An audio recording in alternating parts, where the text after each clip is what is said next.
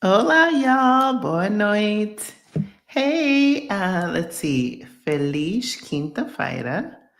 Let's see. Amanhã é sexta-feira. So, boa noite. So, hello. My name is Krishan Wright. I'm the founder of Black Sick Global and the host of the Black Sick Global podcast. In season 7, dropped a new episode on Monday. So, for those of you who have been listening to the show, it's a great episode. Of course, I'm biased. It's my podcast, of course, but hoping that you will tune in. Life is good. I'm joining you from my home in Lisbon, Portugal. I've been busy this past month being like the hostess with the mostest. First, we had our Nomad Noir cohort. So I had three ladies scouting with me in Lisbon, Portugal for 10 days. And then my brother came and he's been here for almost 2 weeks. So we have been out and about, seeing all the sights and eating all the things and drinking all the things. But it's been wonderful. Yeah. And then, goodness gracious, this month has been even more busy because I've been getting a lot of interview requests from media outlets and podcasts, and so I've been chatting quite a bit, but it's good because it is important to elevate and amplify the voices and stories of Black expats. It lets people know who have been thinking that they want to leave and want a way out and want a way forward, how to do so. And then we've been busy in Blacks at Global Passport, our private community off of social media's prying eyes, so we can get the real work done. And so now that we're at the tail end of this month, we're getting ready for next month's programming.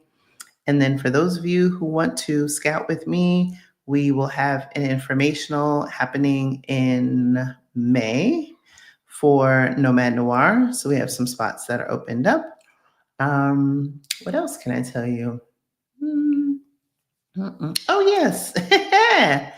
The parties. So in October, it's a busy month in October.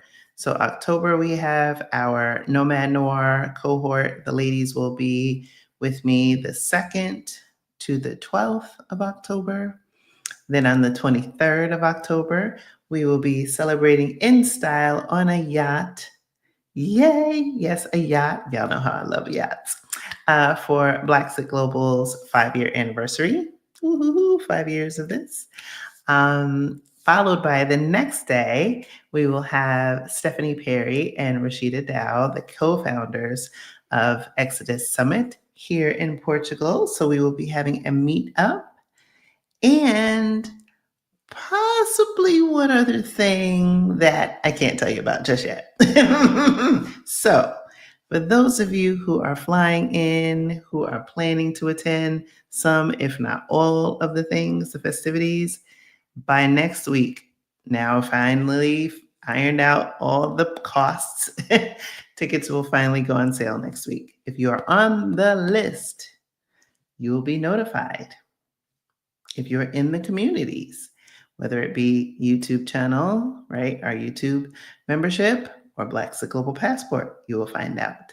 But if you are not, you won't find out until I get on here again. And so let me drop the the mailing list link for that, for the yacht party. What else? What else? What else? Oh, so for those of you who want coaching, my calendar is opening back up now that my hosting duties are slowing down. So for those of you who have and need one-on-one support, that's available to you. Yeah, I probably should drop the link to that because I didn't put all my links up there today. Like I said, I have been running around. So we're gonna say hi to those of y'all in the chat. Let me think. Was there any other announcements I needed to make? No, no. Okay. Let's say hi in the chat. Find my scrolly. Hey, hey, hey. Good to see y'all. Who's first in the chat? Travel is my passion. Hello, Krishan Boa. I'm in the process of learning beginner's Portuguese. Oh, muito bem. Lord help me. Help us all. Thank you, thank you, thank you. Yes, thank you, Deborah. Thank you for that. Hey, Winnie B is in the house. VJ, Karen. Hey, hey, hey, Karen A. Pinky's in the house. Hey, Jackie. Boa noite. Ah, que verde. Wow. Criculo. Wow. Ei, português. Wow. Impressive. Impressive. Muito bem. Muito bem. Jametta's in the house. Hey, Venus. Hey, look at that. Nicole. Ah, thank you. Thank you. Thank you. And y'all got to listen to Nicole's episode on the Black Circle podcast this season. Hey, and we have a channel member. Greta's in the house. Hey, hey, hey. Tajuana's here. Hey, Catrice. Thank you for your message today. I appreciate it. Teresa is here. Hey, hey, hey. All right, let's see. Thank you. Thank you. Been switching it up. You know, I'm a bit of a hair chameleon. A little bit of a hair chameleon. Hey. All right. Hey, Nika, how are you? Hey, how are you? So, there has been a lot going on, no doubt, literally every day, and I'm trying to stay abreast of situations in the US and also trying to disconnect. However, because the situations in the US have been permeating, let's say, things here in Portugal a bit, it's bothersome. It's bothersome. But, enough of the orange man. We're going to talk about us, right? We're going to talk about these toxic jobs that don't deserve our talents, our brilliance, our expertise.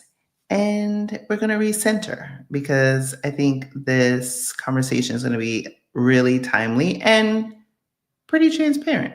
So, without further ado, I'm going to bring up Dr. Kimani and Marissa Price, who are the co-creators of the Job Liberation Virtual Summit for Black Women, of which I will be a speaker this year. Hey, hey, hey! Welcome, ladies. Thank you, Krishan. Hey, so glad you're here. So, I won't belabor introductions because you all are not strangers to the channel. But I want to, and oh, that's right, Fur Baby is also here tonight on my lap, or maybe not on my lap anymore, y'all. But yeah, I wanted to talk about the theme of the summit, but within the context of pivoting, which is, the theme for this year's summit. And as someone who has had a non-linear career, I think it's been important for me to continue to move and shift. But then I got tired, right? And so, really want to share with other people is that it's not us, right? It's these systems that weren't built for us, designed by us, Mm-hmm. meant for us to thrive in them. Mm-hmm. And so that's what I wanted to talk to tonight about. So with that, maybe I'll take like a moment for each of you to give just a quick intro, not like the lengthy one, because I can have them look at other videos. But yeah, share. Okay, Marissa, you want to start? Sure, yeah. I'm Marissa Price. I'm a social worker, trauma educator, freelance educator. I made my transition out of a toxic job a little over 2 years ago into freelancing. And yeah, it's been a journey of healing, moving abroad, trying to put the pieces back together of what happened to me in that job. And so, yeah, I'm excited to be co hosting the Job Liberation Virtual Summit for Black women for the second year with Dr. Kimani. Awesome. Hello, everyone. I'm Dr. Kimani. I'm a licensed clinical psychologist over 20 years. I'm also a toxic job survivor, but I love to say I'm a toxic job liberator for Black women. I have a YouTube channel, Lifting As We Climb Consulting Wellness Services, where I talk a lot about the healing journey from a toxic job because I want Black women to know we're not alone. Like Krishan said, this happens to many, many of us because of racism and sexism. But I also want Black women to know there's a way out and we can leave these situations. We can pivot out and do very, very, very well. I'm also the co-creator of the Job Liberation Virtual Summit for Black women, which we're going to be talking about today. Yes. And what I love about the Job Liberation Virtual Summit and the work that both of you are doing individually as well as collectively is that you were doing all this work before the big shift that we have, or many of the people that are watching have been feeling. Yes. And so it was very forward thinking. And the reason why I love it so much is because you gave a name to what was going on. So for many people, and myself included, I didn't have a name. It made me think like it was me. Yeah. There was something I needed to do or change or Mhm. educate or re-educate or, like shapeshift Mhm. to fit in, be accepted. Mhm. And then, especially when you have that happen in more than one job environment, right? Yes. It can feed into that second guessing and questioning. Mhm. And so I kind of broke some of tonight's talk into themes. And so I wanted to like focus first on the emotional landscape of work for Mhm. Black women. Mm. So given, all of the tumult that has been happening as of late, Mhm. either of you can take it first. What have you been seeing or hearing from your communities? A lot. So when we think about the experiences of Black women, and I'm so glad you named it. So when we name things, it could be healing in and of itself. Because when we start thinking like, is it me? I'm crazy. What's going on with me? But what we need to understand as Black women is that the majority of us have at least one toxic work environment experience because of racism and sexism. So you can go from job to job to job to job and have similar types of experiences. And so important to name it so we don't go crazy making with this. Now, on one level, yes, we need to self-assess. Okay, what am I doing? What's going on in the situation? But we also need to reality test like, oh, wait a minute. This is what's going on. And that's why therapy is very important because you have an objective person to reality test with you. Marissa and I both talk about this in our channels about the danger of self-gaslighting ourselves. So the job is gaslighting you, and then you start self-gaslighting yourself. And then for us as Black women, we have to understand there's an emotional part, there's social programming part as well. So as Black Mm. women, we come into the workplace often because we are outstanding, because they're not going to just up and hire us. So oftentimes we're up and above everybody else. So we come in and we're committed to the mission of the work. So then we come in, we're doing the work, we do very well. Then we can experience that pet to threat dynamic, right? So you come in, you're doing great, they love you. Oh my God, you're wonderful, Krishan, you're the best, right? And again, pet to threat created by 3 Black women researchers, Dr. Juanita Johnson Bailey, Dr. Keisha Thomas, Dr. Rosemary Phelps. They love you, right? You're the pet. And then something happens in terms of you're getting more attention than them. And then there's a shift in terms of how you're treated as a threat. Now, this dynamic, many of us in the workplace experience it, but we don't know. There's been no name for it. We didn't know what it was. Mhm. So that's why we are so vocal in naming what the dynamic is, because there's so much crazy making that's happening in the workplace. What we have to be mindful of as Black women and be aware of our social programming, that we've been taught to be the strong Black woman.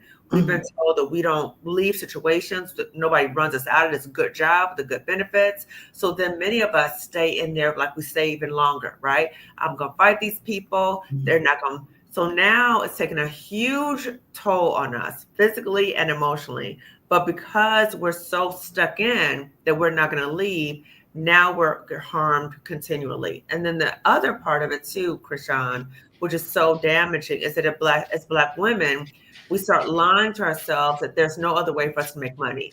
So then we start believing that that job is the only place that we can make money. And then we start lying to ourselves even more. Well, you know what? I'd rather stay with the devil I know than the devil I don't know. And Woo. I heard Tabitha with politics talk about this today. She said, you don't want to know any devil. You can't compromise with any devil. So again, we're lying to ourselves in these situations, and we're continually being harmed. And then we have people around us many times who care for us, but then they're projecting their fears onto us.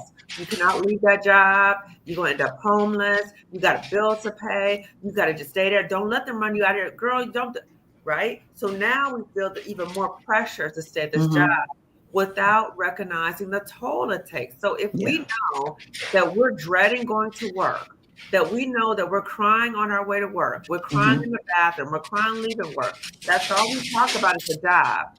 We're having high blood pressure, your blood pressure is going up, you're gaining weight, all these different things. If we pause and say, wait a minute, what is going on with me and what's contributing to that? Many times we can say it's that dang job, but then there's the fear. There's the fear component that we feel locked in, that we cannot leave. So we have to recognize that there's this dynamic going on with us in the workplace, and how do we work through that so we're able to see we do have choices, we do have options, and we are able to pivot out successfully, but we might need that help. And sometimes as Black women, it's hard for us to acknowledge that we need help, because we're like, I got this, you got this, and you are being harmed right now. And so being able to say, this is not okay for me, and I want a different life for myself. Yeah. Yeah. That's the part that's important. It's recognizing it for what it is, as we talked about before, naming it, and then in addition to the healing and doing the work with getting a therapist, but starting to rise above that to a level where you can start to imagine what a future would look like absent that situation. Yes, absolutely. Absolutely. And I hear so many of my clients, so many of my Black women therapy clients and coaching clients, it's the same dynamic.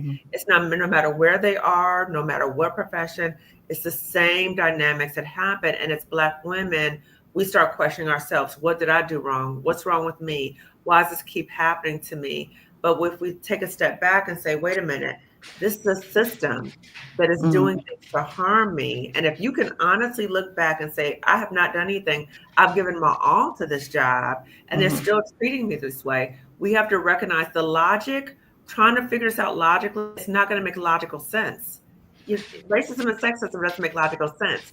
People deep-seated insecurities does not make logical sense. So we have to say, wait a minute, let us not expend all our energy trying to make something work that's not going to work, because the game is rigged against us. So how do we take our power back and say, my power is I'm getting out of the situation. I love myself and respect myself enough to pivot out of the situation. I get nothing from staying at a job that's killing me. Nothing. Yeah, absolutely. Yeah, because something happens to you, or worse, you die.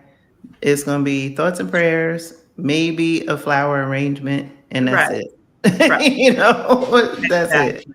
Exactly. Right? Exactly. There's no badge of honor in that. None. None. Mm-hmm. And I just think that as a people, our people have gone through way too much. Our ancestors have gone through way too much for us to feel that this is the best that we can get. Our ancestors did not go through all this for us to be suffering at a dang job. No, Yeah. absolutely not. Yeah. They wanted more for us, and Absolutely. we need to want more for ourselves. Yes, yes. So we need to break the mental enslavement that there's Hmm. no other way for us outside this job, right? Yeah. So now they've Mhm. gotten us enslaved in our minds. So we gotta disrupt that. Mm. And that's where community is so important, because if, it goes back to what we talked about before about self-gaslighting. If you stay in that negative feedback loop, right? So you are feeling those feelings, you go back into that environment, you're triggered, all of the anxiety, the macro and micro things start hitting you in the face. And Mm-hmm. then it's just this continual loop. You Yep. need to get with people who can help you identify what's going on, make a Yeah. plan for your exit. And we'll talk about that more when we talk more deeply into the summit. But I Mm-hmm. wanted to talk about one of the realities, right, that we as Black women um, contend with is that we are the most educated demographic in the United States, Right. right?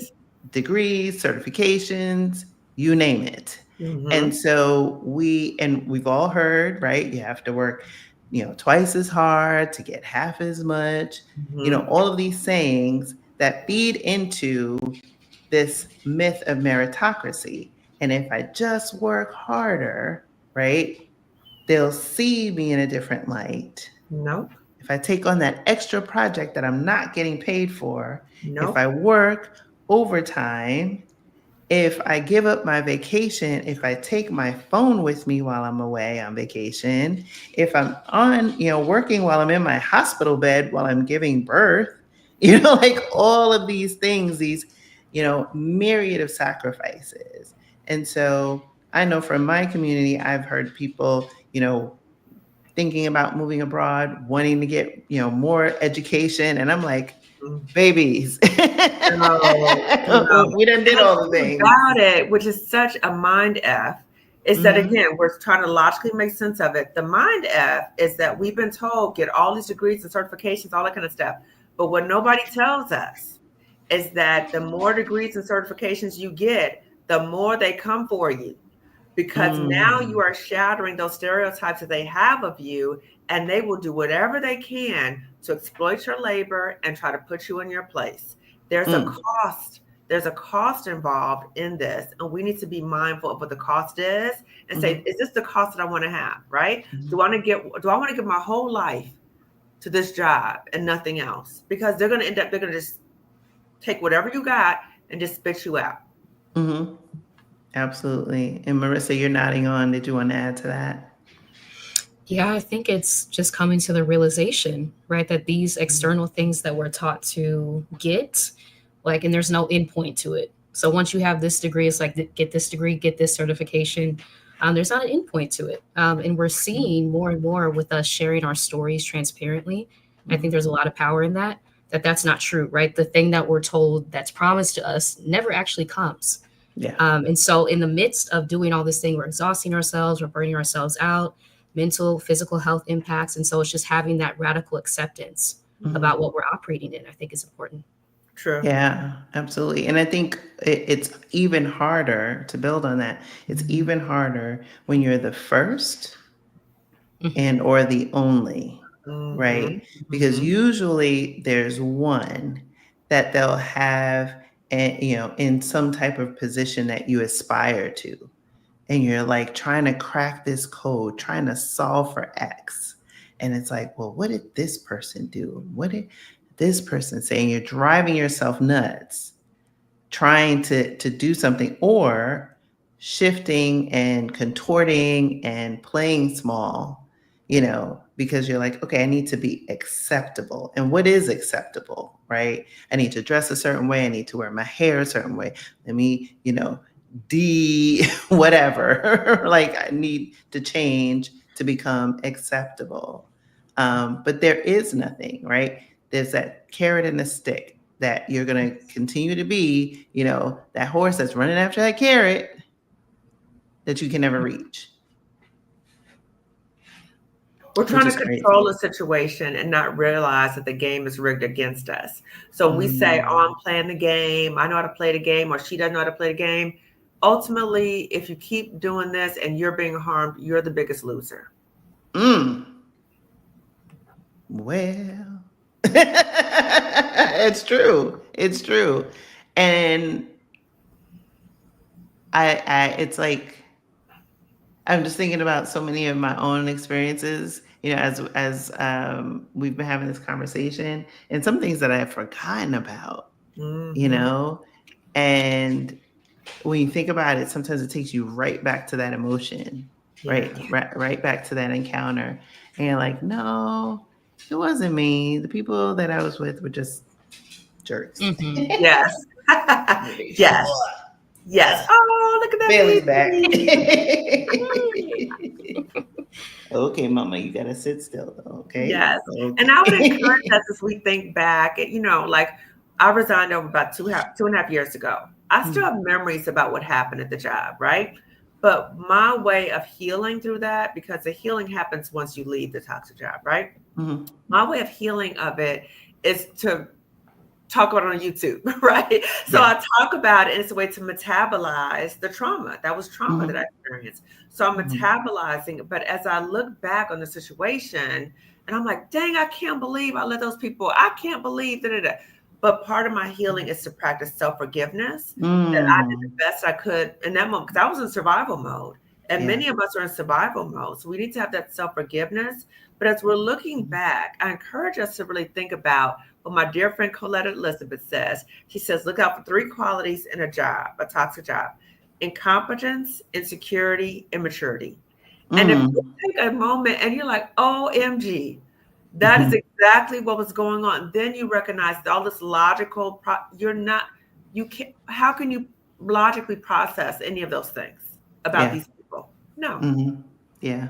And it makes it worse when you have, like, whether it's a black woman, a person of color who is benefiting from proximity to whiteness, Mm-hmm. right? Because the subtext is, if you would just do like them, Mm-hmm. then Mm-hmm. maybe you Mm-hmm. too, Right. right, can get the pat on the head. Mm-mm. And we've all been there. We've all seen the one or two people, Yep. right? And you're like, and it goes back to what you were saying about playing the game. It's like, Yeah. well, how are they playing the game better than me? But then you also have your core values as a person, True. right? And I know True. for me, I wrestled with that because I was like, I am not a kiss ass. Ain't gonna happen. I'm a Yes. resting ass. So I Right. was just like, what is this? Right. Mm-hmm. But I had all the awards, all the things, right? All the work, Mm-hmm. kept giving me projects. But Mm-hmm. it's like, no, the subtext is like, you just do this, right? See, that's the mind F. That's the mind F. Hmm. So being able to call the mind F for what it is. And another part, I think a lot of us is that all the like all the awards and all the shiny things, Hmm. right? So these things can happen, and you could be getting stellar job evaluations and maybe some promotions and all that kind of stuff, and it doesn't make sense. Like, wait a minute, why would this be happening to me?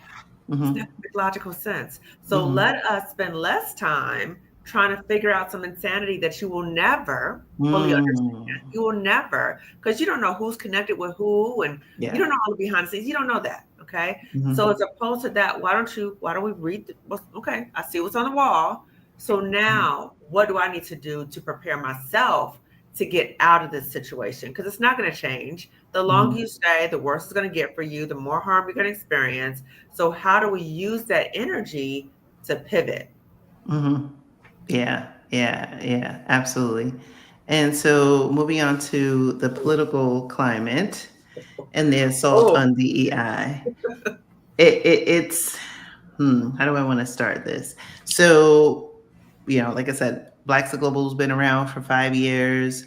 We all remember all of the black tiles, performative Oh. allyship, the we're Mm-hmm. gonna invest here, we're gonna put, take Aunt Jemima off the box and Uncle Ben's, we're Mm-hmm. gonna do this. We're going to invest in HBCUs. We're going to have more, CEOs and other leadership in the C suite and all this other stuff.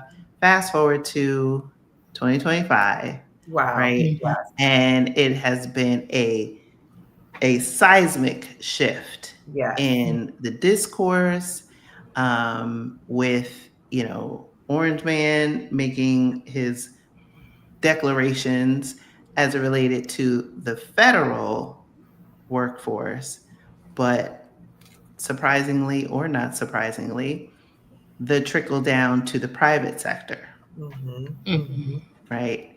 And that, I think, is what is feeding this feeling of disillusionment with Black women in particular, as we're having this conversation, this sense of betrayal. Yeah. So let's talk about that piece. Yeah. I think we see, like you said, all these things being rolled back at one Mhm. time. Things that we knew were not true, right? We kind of had this feeling, but they were selling us all these things. We really want you here. And I was in diversity internships, right? So I was like the product of all this work that had been done, and still the way that I was treated in these environments, right? It was very clear that they did not want me there. Mm-hmm. And so there's a level of like strangely like healing that has come from that, to be able to see people like take the mask off, right? And be Mhm. like, no, this is how I actually feel. Mm-hmm. Because it kind of proves to me, right, that I knew it all along, what I was feeling. Mhm. So yeah, it's been a really difficult time to see people who have poured their hearts, their souls, their lived experience into a lot of these roles, Mm-hmm. just for them to be stripped away so Mhm. quickly, as if it never even mattered. Right? There's a level Right. of grief that comes with that. Yeah. Mhm. Yeah. And I would even say too, like all the performative DEI gestures, like they might say, okay, we're going to do this, do this. So you can say that, but many of us in the workplace still felt like we were being treated like the N word. Even if you say, Mhm. okay, we're not going, but you treat me like the N word, but now we're going to act like, okay. So that's the one thing. The other thing is many of us, when this whole DEI came up, like, oh, so we had hopes of like, oh, these systemic changes are going to happen. But if we really looked, there were no real systemic changes that happened. There were no real changes in policy, structures, levels of accountability. None of that stuff happened. It was just Mhm. lip service, lip service. Mhm. But as Black women, many of us are so mission driven. That's what keeps us these jobs, like these nonprofits and all these. Oh, Mhm. we believe in it, right? So we are all in. We believe in it. So we give our whole selves, right? We give, give, give, give, and then the betrayal is, girl, they were just playing you the whole time. Playing in your They were face. playing in your face. Yeah. And for me, I was in a corporate job, and I remember feeling like, well, if we're going to be real about this, then these metrics need to be tied to executive compensation. Hmm. These reports need to be included in annual reports that are publicly shared, right? And if they're not publicly shared, at least with colleagues, because you're making these public declarations that affect rank and file people. So shouldn't we know how we're measuring against goal? Any other metric gets shared, right? And what gets measured matters. And so, what was that? So it was just like you said, like this confirmation that it was Hmm. all a bunch of horseshit. Hmm. It Because was. I'm just like, it makes no sense whatsoever. And interestingly enough, with all of the changes that have been happening in this shift towards against DEI, you know, I'm curious because I'm happily gone from corporate life, and retired. I just am curious, and for those of you watching, if you've had this experience, please, if you feel like you can share it in the chat, please do so. I'm like, what are companies saying to their employees about this? Like, what are they saying internally? Like, are they just making these changes unilaterally and not saying anything at all? It's just like, oh, you know. Just an email sent out. Yeah, Hmm. yeah. Like we ain't supporting y'all no more. It's like what? I mean, but at the same time, you know, there's a whole FAFO going on, and Target's been finding out what it means when Hmm. you say one thing and do another. You It's true. Hmm. know, so all is not lost, but it's crazy. It's crazy.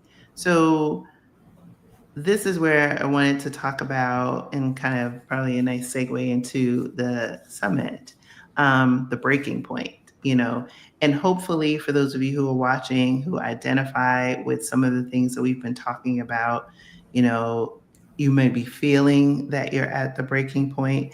And one of the goals of this conversation not only is to, you know, illuminate and give language to what you may be facing, but also to, you know, hopefully prevent you from getting to the breaking point, to show you that there are tools and resources available to you so that you don't have to break, right? Breaking could look a lot of different ways for a lot of different people. Some people may break. We've seen as far as, you know, educators who have unalived themselves, all the way to, you know, other acts of either of self-harm or against others, or mental health challenges and stress and strain. And so to get from those extremes, this is why we're having this conversation, right? So for you, Marissa, what made you realize that you couldn't stay in those environments anymore? I think it was being in community with other Black women, sharing their Mm, experiences and realizing that I wasn't alone when I was experiencing it. And I think it's sometimes it's helpful if other people share their experiences, but because then you can have that level of, oh, there's nothing wrong with them and they're still being treated that way. There must be something mm, wrong with the environment or the system. Versus mm, when it's us, we kind of like pick ourselves apart, right, from the mhm, inside. And so having that level of community knowledge sharing, which is like the point of my channel now, Marissa Price Heals, is to create safe spaces for us to share what we're going through so that we can connect the dots and realize that it's not us, mhm. right? Because I was able to see other Black women experiencing the same thing because it's a pattern of mistreatment that we Yeah. experience in the workplace. And I was also able to externalize it finally, and then from there begin to make my pivot plan. So I think community was essential. Mhm. And Dr. Kimani? I think it was a series of things. There was an escalation of events that happened. And so, as I was in that toxic work environment, my Black woman therapist was the one who was reality testing with me. And she Mhm, said numerous times, "You got to get out of here. This mhm, stress is going to kill you. You got to go. You got to go." And she was able to pour into me in a way, not only reality test for me, but she was able to say what she saw in me that I couldn't see in myself at the time, because I was broken. And so she was saying to mm, me, there's something bigger for you than this place. God mhm, is sending you a rescue mission. Like all this craziness stuff that's happening is showing you that you deserve something bigger and better than that. These people don't deserve you. I see you here, right? So she had a mhm, vision for me that I couldn't see because I'm fighting these people. I'm fighting these fools so Mhm. much. And she said, no, no, no. I see a vision for you, but you got to leave that place. And so I took a leave mm, of absence. And when I was on the leave of absence, continue with therapy, started exit planning with Dr. Roche Brown, who's a financial psychologist, because I knew at that point I need to get out of here. But what's keeping me here? Concerned mhm, about finances. I got bills to pay. What am I going to do? So when I started mhm, working with her, I started getting a financial exit plan together, started getting other ways to replace my income, and I felt more confident to pivot out. But it took a series of things. And I also had a close community around me of sister friends who poured into me. And they were mhm, like, girl, you got to get out of this place, right? So I had all these people, my immediate family. Now, I Mhm. do want to say my mother did not understand. Okay. My mother mm, was a government employee, retired from a government job, good government job. She did not understand. And she was fiercely telling me that I need to stay at that toxic job. So I had to make a very difficult decision. And I want Black women to hear this, that sometimes you have people around you who love you, but they are telling you to stay in an environment that Yeah. you know is harming you. So you have to have boundaries and discretion at that moment and say, you know what? I'm not going to share this information with you. So I didn't Yeah. talk to her about it, right? I talked to her about Mhm. other stuff, but I didn't tell her that I had resigned, right? I told her six Mhm. months after. So it's important for us to Mhm. have therapy, community, coaching, the summit, other resources available around us Mhm. to pour into us and let us know what is possible for us. We don't need to stay in environments that continue to harm us and for people to be around us telling us to stay there. Like if they wouldn't tell you to stay in an abusive relationship, why are they telling you to stay in an abusive job? Okay. Yeah. We just have to be mindful of what information we share with people and have boundaries. Boundaries are so key. Boundaries are Yeah. so key. Yes. So let's talk about perfecting the pivot. So what does it look like? Like you talked about, being in, you both talked about being in community. You Mhm. talked about getting therapy, working through making the decision that, you need to put the oxygen mask on yourself. Mhm. So what does pivoting look like or can look like for Black women? Mhm. First, I think it's important to pause because Black women, we are so busy. We're juggling 8 million different things. Okay. It's hard to pivot when we're spread all over the place. Being Mhm. constantly busy, that's a trauma response. So the part of the Mm. pivot is pausing. Okay. And then we pause and we can self reflect on, is this the life that I want for myself? Okay. That's Mhm. part of the pivot. Is this the life that I want for myself? If you're honest with yourself, and you're saying, no, this is not the life that I want for myself. All the other chatter of, but this is a good job. Da, da, da. No, no, no. I'm saying, ask yourself, is this the life that you want for yourself? If you realize that it's not, then you start thinking about, okay, where's it that I'm trying to go? Okay. Mhm. Envision that and then work with people or go for resources or purchase resources that help you go to that pivot. Okay, because it's hard to pivot on your own. It's really hard because you got all these fears going on, all these Mhm. irrational thoughts. So the fear, as you're pivoting, the fears are going to be there. So I want to normalize that and validate that the fears are going to be there. But, and I want us to think about as you're pivoting and you recognize the fears are there, what are the things you can put in place to help you walk through the fears so the fears don't Mm. just stop you in your track? Mhm. Mhm. Yeah. Yeah. And so with that, like Marissa, I'm Mhm. curious. So how does one recognize that they're either in a trauma response, responding to trauma, or stuck in survival mode? Mhm. I think checking in with yourself, because so often when we are in these jobs, right, we don't even stop to be like, am I breathing? Mhm. Which will be a session at the summit. Am I Mm. sleeping? Am I eating? Right? Mhm. Am I connecting with other people in a way that makes me feel good?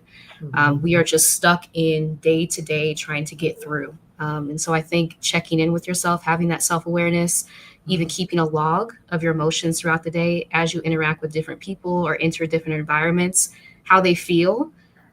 Taking voice notes can be really helpful to replay back to Mhm. yourself how you felt in each of these encounters. Mhm. I think therapy can be really helpful to identify if you are operating in a trauma response and then how Mhm. to navigate out of that.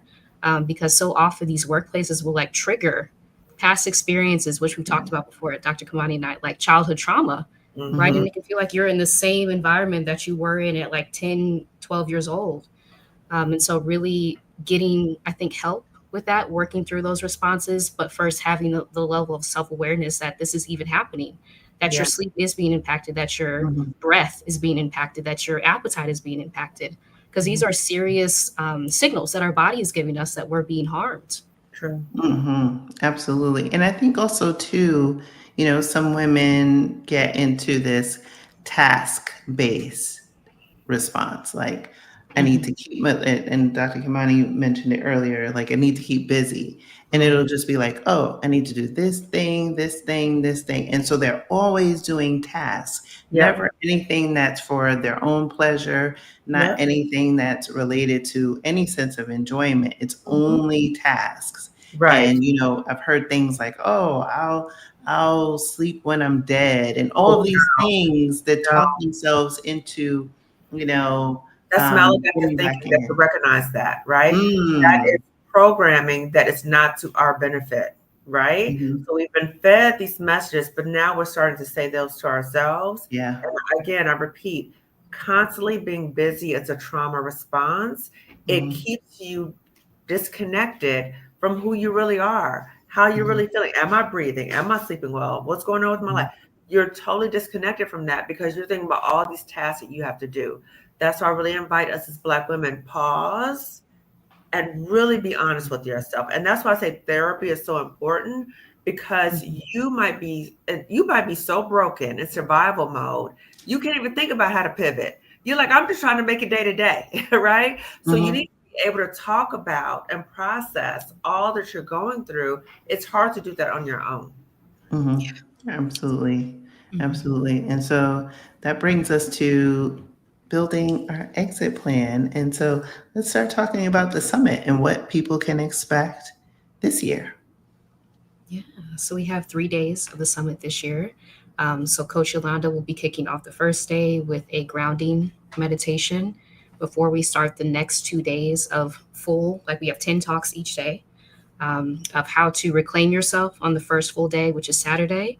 And then Sunday is how to make your exit strategy. So we have practical advice, strategies, so many amazing speakers like Stephanie Perry, Rashida Dow, Anne Marie Archer on day 2. You, of course, sharing how to make money from anywhere, that was really the key to my being able to leave a toxic job, realizing that I could generate income using my skill set, Mhm. which the online economy has kind of opened up. Yeah. So yeah, we're really excited to welcome. We have 22 speakers in total with the All Access Pass. We have 3 bonus speakers on the All Access Pass. But yeah, we're excited for this year to be able to Mhm. really help Black women globally make their exit plan, their pivot plan on their timeline, because we're Yeah. not rushing anyone through this process, right? Because there can be a level of trauma with that too. If you feel Mm. rushed during this process, you may not want to continue it. And so you need to take this on your own timeline, on your own pace. And that's Mhm. what we want to emphasize, providing you with those tools and resources to be able to do so. Yeah, and the Mhm. summit is not for just Black women who are in a toxic job, right? It can be for Black women in a toxic job, but it's also for Black women. Let's say you've outgrown a job, or let's say you're a federal worker and you've been laid off, or let's say you just left a job, whatever. This is for all Black women, no matter what profession you are, no matter where you are in the world. It gives you the resources of the how to. How do you prepare yourself? I think as Black women, this time right now is showing us, I don't know how, it's like a highlight. We need to always be ready, plan A, Mhm. B, C, and D. Okay. Yeah. Summit is a way to get all your resources together. So if you need to pivot, you may not want to pivot Mhm. right now, but when it's time to pivot, you're going to be able to pivot and pivot well. So I think it's important for us as Black women to recognize with all this chaos and confusion going on right now, that's a tactic to keep us distracted. So for Mhm. us as Black women to say, okay, I see what's happening right now, but Mhm. what am I going to do to get myself together so when things go down, I know what all my different options are, right? That's the Mhm. one thing. The second thing is Marissa and I were very intentional in thinking about all the speakers, all the topics we're going to talk about. It covers everything in relation to how to help Black women effectively pivot. It's all Mhm. Black women speakers who are all doing well now. Mhm. And we also have the bonus sessions that Marissa talked about. So one of the bonus sessions is Dr. Roche Brown. She's a financial psychologist. She's the same woman I work with to get my financial exit plan together, right? So if Mhm. most Black women are staying at a toxic job or a job in general, or if you got laid off, you're thinking about money.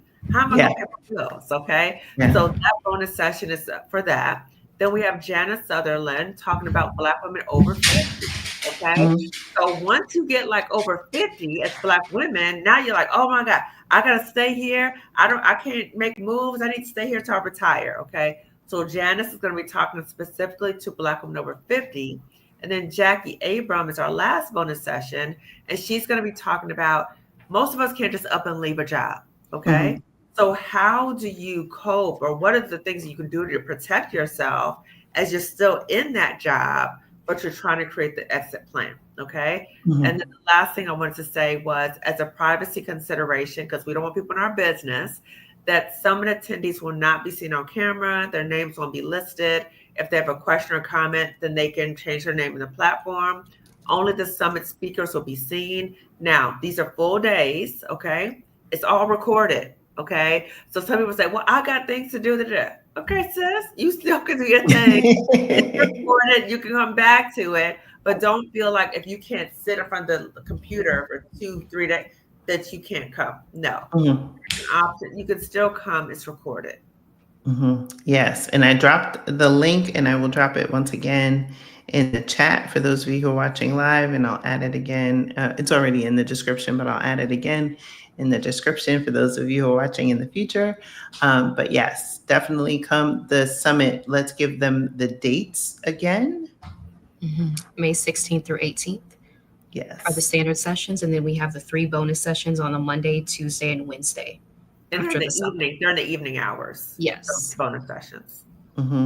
Yeah, because it's one of the things that I think was a unlock for me, and I've shared many times on this channel, the multitude of times that I've had job transitions, um, and I'm grateful for each one because each one taught me something different.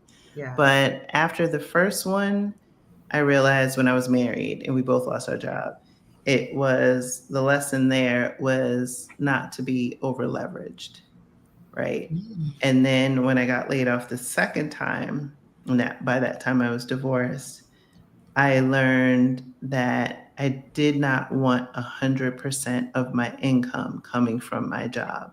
That Mhm. part. Yes. Crucial.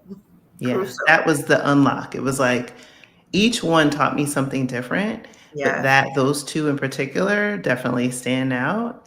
Mhm. And each time it happened subsequently, it shifted my energy from, oh, this is happening to me. You have to deal with this unexpected shift. Mhm. Do I have, all the things, right? You have to make sure you've got, roof over your head, clean clothes, kids fed, that type of thing. Mhm. It By the time it happened the third time, it was a recognition that these jobs ain't loyal. They don't care about your life. They don't care about you, your health, your kids, nothing, right? It's all exploitive in nature. But by the time it happened the third time, it was like, baby, got Mhm. me a side hustle, an Yes. emergency fund. Yes. I'm debt free. I'm like, middle finger. That's you taking your power back. Yep, Yes. yep, exactly. That was the shift. Before Yes. it was like, oh my God, I can't believe this is happening. It happened to him, it happened to me. Second time, it was like, oh my gosh, now I'm single and I've got this, responsibility and and then it was like, okay, clarity. And I was like, okay, I can't have this happen again. I Yeah. can't put all my eggs in this one Right. crazy boat, a Yes. job, right? And so I decided to diversify.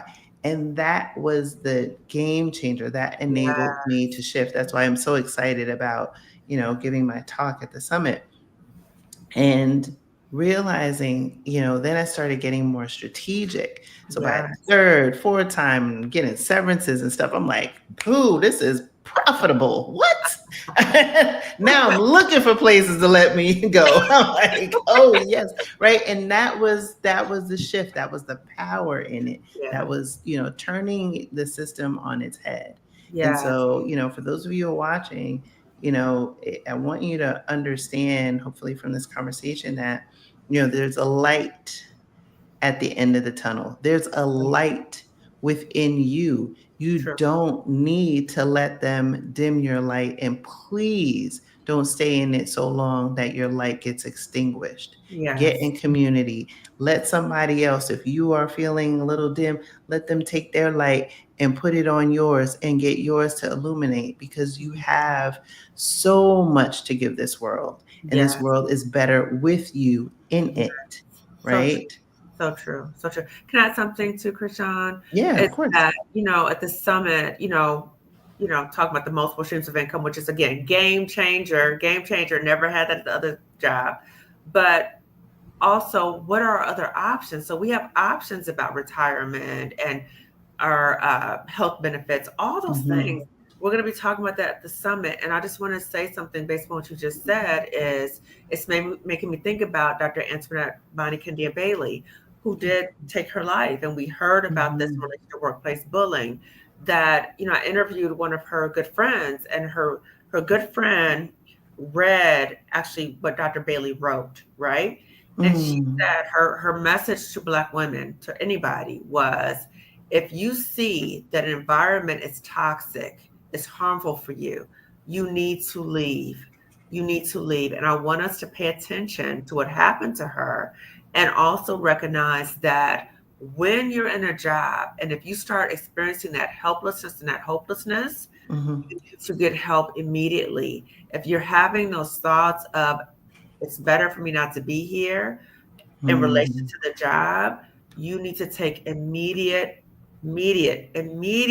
follow up with that, right? So that might be going to the nearest emergency room. It might be calling 911 and let them know it's a mental health emergency. It might be contacting the National Suicide Prevention Lifeline number, which is 988. You can text it, you can call it. It's 24 hours, 7 days a week. Absolutely. You don't have to suffer in silence, and you No, don't have to suffer alone. no. Yeah. Wow. So Kay Renee said great conversation. I know I saw a question earlier, so I want to get to that. So yeah, for those of you who are watching, feel free to drop a question in the chat. Please put a Q. So Igami said, what questions could we ask our therapist to see if they can truly help us with our pivot and visioning? It's hard to vision when still in survival. Absolutely, I Right. understand that. So that is a situation, like if you're in survival mode, your therapist is going to help you with the survival part, right? So processing what's happening with you, helping you reality test what's happening to you so you don't start self-gaslighting yourself, okay? The pivot and the visioning, that might need to come from someone else in Mhm, terms of coaching, come to the virtual summit. So that's when you have to be intentional about, okay, who can help me go to the next step, right? So your mhm. therapist again might be that healing space for you, but they may not be able to help you with the pivot and visioning per se. You might need to go to someone else who can support you in that. Mhm. Yeah. And that's key. And that's why, having this summit is so important. Having the knowledge and awareness of its existence is important in so many channels because whether it's the people that are watching live or someone who's a clinician who is treating someone who is struggling and looking for resources to help them through. Yeah, This is why being able to have this discourse in the public is so important. true. Agreed. Yeah, and I'm going to drop the link again to the summit in the chat. Let me see if there's any more questions. So no more questions that I can see. Final thoughts. Final thoughts for someone who's been watching this conversation, who's been nodding along in agreement.